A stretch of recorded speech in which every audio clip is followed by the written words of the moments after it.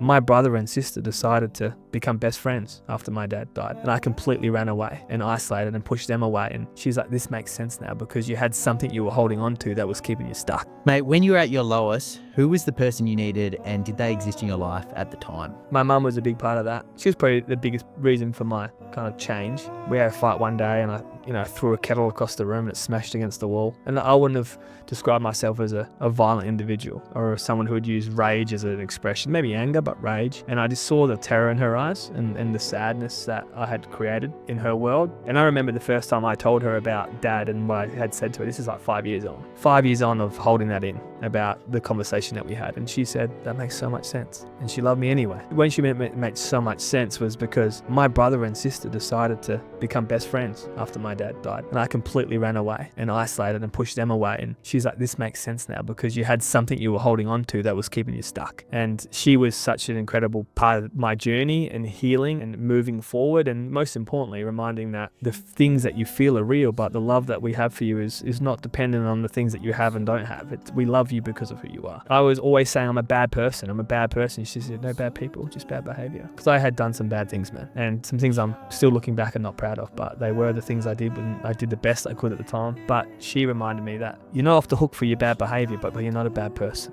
You're a good kid. I raised you. I know how much of a big heart you have. And she reminded me that you don't get second chances.